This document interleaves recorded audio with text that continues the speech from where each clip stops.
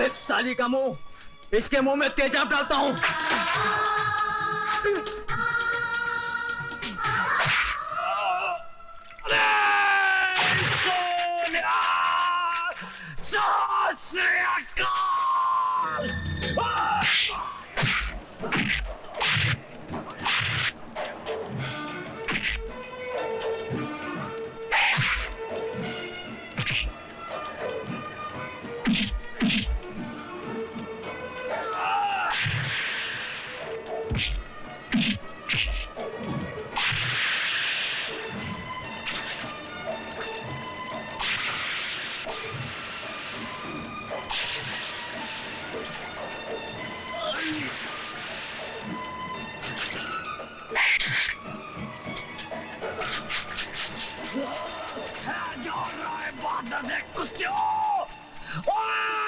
सरदार करतार सिंह तोड़े फटे चक देगा। क्या डरा रहा है बहादुर पेड़ के टकेलू।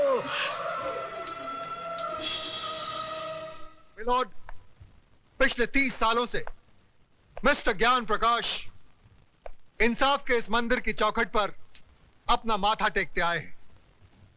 इस देवी के चरणों में श्रद्धा के फूल चढ़ाते आए, क्योंकि ये अब तक हर मुकदमा जीतते आए। लेकिन आज जब पहली बार इन्हें शिकस्त की हल्की सी झलक दिखाई दी तो ये बौखला गए। इंसाफ के इस मंदिर से इनका विश्वास उठ गया, इस देवी में इनकी श्रद्धा टूट गई और इन्होंने अपने हाथों में इंसाफ के तराजू की जगह दौलत की तलवार उठा ली। मेरी मुवक्किल माला को इस दुनिया से उठाने का फैसला कर लिया, उस पर कातिलाना हमला करवाया। अगर यकीन नहीं आता मिलॉर्ड तो आप खुद ही देख लीजिए माला के जिस्म पर पड़े हुए जख्मों के ये निशान। मैं अपने फाजिल दोस्त से यह पूछना चाहूंगा कि अगर इस मुकदमे का फैसला अदालत के बाहर ही करना था तो इस अदालत में आने का ढोंग क्यों रचाया जा रहा है? जब इन मासूम बच्चों के बयान के बगैर इस मुकदमे को अंजाम तक पहुंचाया जा सकता है तो फिर इन्हें क्यों बुलाया गया है? अगर ताकतवर अपनी ताकत के जोर पर ही मुकदमे का फैसला करवा सकता है तो यह अदालत क्यों बनाई गई है? अगर गरीब और बेबस को इंसाफ नहीं दिया जा सकता तो बंद कर दीजिए यह अदालत। रुक जाइए जज साहब, आप अपना फैसला सुनाए इससे पहले मैं आपसे एक सवाल पूछना चाहती हूँ। पूछो। अगर मुकदमा ये वकील साहब जीत गए तो इन्हें ढेर सारे नोट मिलेंगे और इनका मौकिल छूट जाएगा, और अगर ये वकील साहब जीत गए तो इस आदमी को 7 साल की सजा हो जाएगी। दोनों ही सूरतों में मुझे क्या मिला? कानून ने मेरे साथ क्या इंसाफ किया? जो इंसान कानून की मर्यादा को तोड़ता है कानून ही उसे सजा देता है। मर्यादा मेरी तोड़ी गई है, कानून की नहीं। इज्जत मेरी लुटी है, कानून की नहीं। Order order. क्या मैं माथे पे लगे इस कलंक के साथ जी सकूंगी? कौन थामेगा मेरा हाथ? कौन भरेगा मेरी मांग में सिंदूर? किसके नाम का मंगलसूत्र मैं पहनूंगी अपने गले में? अरे इस देश में तो सीता माँ को भी अग्नि परीक्षा के बाद माफ नहीं किया गया था, फिर मैं तो एक मामूली सी लड़की हूं। हर लड़की बचपन से एक ख्वाब देखती है कि एक दिन उसकी बारात आएगी, उसका राजा घोड़े पे सवार होकर उसे ब्याह कर डोली में ले जाएगा। पर मेरा ये ख्वाब ख्वाब ही रह गया। क्या मेरी बारात कभी नहीं आएगी? क्या मेरा राजा अब कभी नहीं आएगा? जज साहब, क्या मैं बिन ब्याही रह जाऊंगी? क्या मैं बिन ब्याही रह जाऊंगी?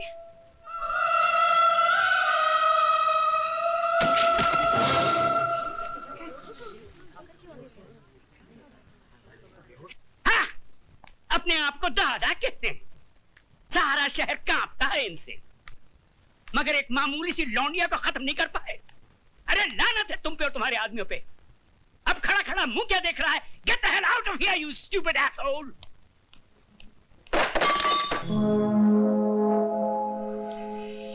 कौन है वहां? सामने आओ वरना गोली मार दूंगा। तुम किस किस को गोली मारेंगे साहब? एक गुनाह को छुपाने के लिए और कितने गुनाह करेंगे? पूरा शहर तुम्हारे नाम पर थूक रहा है, पूरे शहर को मिटाएंगे। साहब, इंसानी बने रहना, भगवान बनने की कोशिश मत करना, वरना वो ऐसा मिटा देगा कि ना तुम जी सकोगे ना ही मर सकोगे। तुम्हारी ये मजाल कि हमारे सामने जबान खोलो। 40 साल लगे साहब, 40 साल, तब जाके जबान खुली है। पैसों से बहुत बड़े हो गए, लेकिन इंसान छोटे रह गए। कौशल्या, तुम्हें तमीज नहीं मालिक से कैसे बात की जाती है? तुम तमीज सिखाओगी मुझे, जिसने तुम्हारे मर्द को पैजामे का नाड़ा बांधना सिखाया है? अरे बहू, जब घर में आग लगी हो तो पानी डालकर उसे बुझाया जाता है, लेकिन तुम उस आग में तेल डाल रही हो। अगर इसी रफ्तार से तेल डालती रही तो कुछ ही दिनों बाद यहाँ हवेली नहीं, शमशान घाट होगा। इनफ इज इनफ, नमक हराम, दफा हो जाए यहाँ से। और खबरदार जो फिर इस दहलीज पे कदम रखा। फिक्र मत करो साहब, तुम्हारी दहलीज पर पैर तो क्या, उस पर थूकूंगी भी नहीं। दोनों तरफ के गवाहों के बयानात सुनने के बाद और तमाम हालात को मद्देनजर रखते हुए ये अदालत इस नतीजे पर पहुंची है कि मुल्जिम राज ने जुर्म किया है और वो कानून का मुजरिम है। लेकिन कानून से पहले वो माला का मुजरिम है, जिसकी जिंदगी को उसने तबाह कर दिया और समाज में इज्जत से जीने का हक उससे छीन लिया। लिहाजा ये अदालत मुल्जिम राज को ये हुक्म देती है कि जिस लड़की को नंगा करके उसने बेइज्जत किया, उसी लड़की से शादी करके उसे अपने घर की इज्जत बनाए।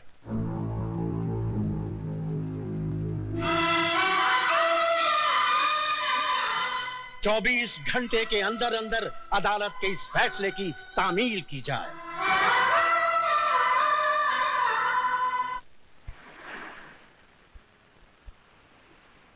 लिहाजा ये अदालत मुल्जिम राज को यह हुक्म देती है कि जिस लड़की को नंगा करके उसने बेइज्जत किया, उसी लड़की से शादी करके उसे अपने घर की इज्जत बनाए। 24 घंटे के अंदर अंदर अदालत के इस फैसले की तामील की जाए। मैं किसी भी कीमत पर उस लड़की को नहीं अपनाऊंगा। हाई कोर्ट में मुकदमा लड़ूंगा, सुप्रीम कोर्ट तक जाऊंगा। जाओ, जरूर जाओ। आज तो हम सिर्फ इस शहर में बेइज्जत हुए हैं, कल हमें सारे मुल्क में बेइज्जत करो और परसों सारी दुनिया में, ताकि वो लोग जिनकी आज तक हिम्मत नहीं हुई थी इस हवेली की तरफ आंख उठा के देखने की, घर में घुस आए और हमारे मुंह पे थूके। तो क्या मैं दुनिया की परवाह करूं, अपनी जिंदगी की नहीं? उस मामूली लड़की से शादी कर लूं मैं? अब वो एक मामूली लड़की नहीं रही, अखबारों की सुर्खियां बन गई है वो। इस शहर के हर आदमी की बेटी बन चुकी है वो। तुम्हारी भलाई बस इसमें है कि तुम कोर्ट का ऑर्डर मान लो और उस लड़की से शादी कर लो, वरना ये घर तबाह हो जाएगा। मैं आपके लिए 7 साल की सजा काटने के लिए तैयार हूं, मगर उस लड़की से मैं हरगिज़ शादी नहीं करूंगा। जिस लड़के ने सुबह का सूरज तक न देखा हो, जिसे किसी चीज को हासिल करने के लिए कोशिश तक न करनी पड़ी हो, उसे क्या मालूम कि जेल की कोठरी क्या होती है, उसका अंधेरापन कैसा होता है। अगर आप नहीं चाहते कि मैं 7 साल की सजा काटूं, तो क्या उम्र भर की सजा भुगतूं उस लड़की से शादी करके, अपनी जिंदगी तबाह कर लूं? शादी तुम करोगे, लेकिन अपनी जिंदगी तबाह करने के लिए नहीं, बल्कि उसकी जिंदगी तबाह करने के लिए। हम समझे नहीं बहू। बाबूजी, अदालत से उसने अपने लिए जिंदगी नहीं, मौत मांगी है। इतने जुल्म और सितम ढाऊंगी कि इस हवेली की बहू बनने का ख्वाब मिट्टी में मिल जाएगा। मंगल मांगल्ये शिवे सर्वार्थ साधके शरण्ये त्र्यंबके गौरी नारायणी नमस्तुते। मंगलम भगवान विष्णु मंगलम गरुड़ध्वज मंगलम पुंडरीकाक्ष मंगलायस्तनो हरि। मात पितृ चरण कमलेभ्यो नमो नमः। स्थान देवताभ्यो नमो नमः। ग्राम देवताभ्यो नमो नमः। शरण्ये त्र्यंबके गौरी नारायणी नमस्तुते।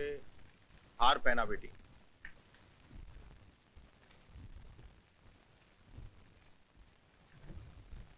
अपनी पत्नी की मांग भरो।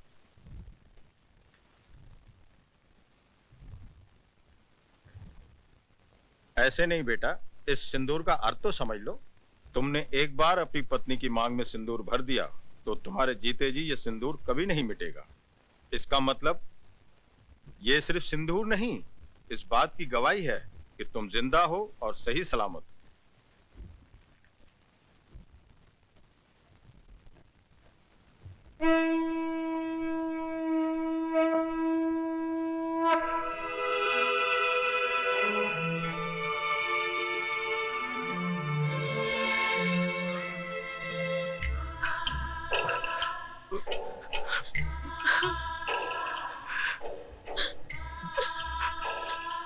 जा बेटी जा। मैं वाहिगुरु से झोली फैला के तेरी खुशियों की भीख मांग लूंगा। जा।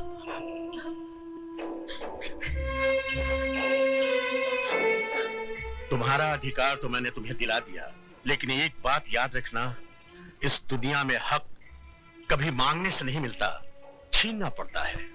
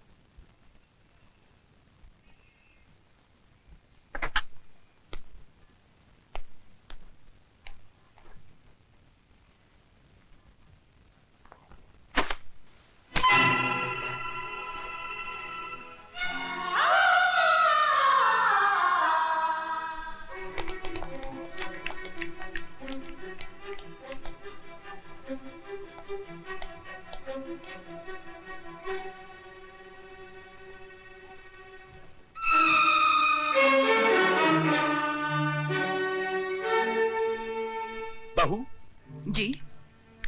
हम लंदन जा रहे हैं, अपना वादा मत भूलना।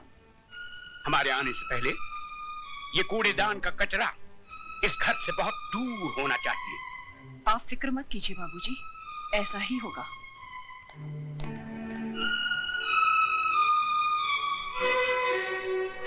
ओ महारानी, वहां कहाँ चली? जी जी मैं। रामू, जी मैम साहब। इनको जरा इनका महल दिखा दो।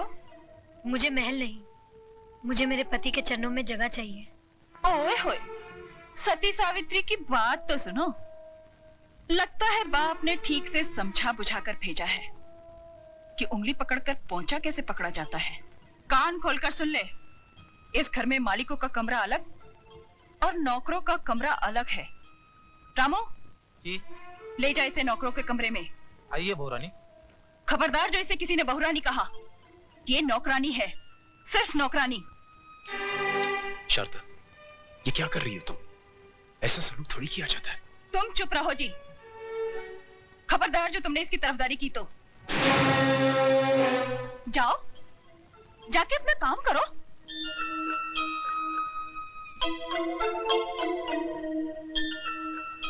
ए, मैंने तुझसे क्या कहा, सुना नहीं क्या?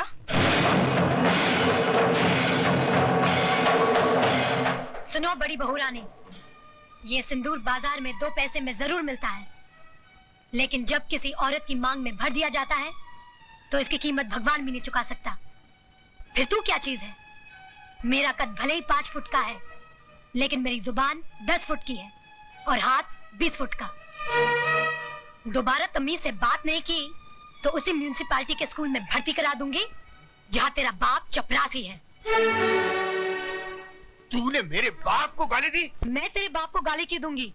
तू तो खुद तेरे बाप के लिए एक गाली है, वरना अपनी छोटी बहन की दलाली करने यहाँ नहीं आता, समझा?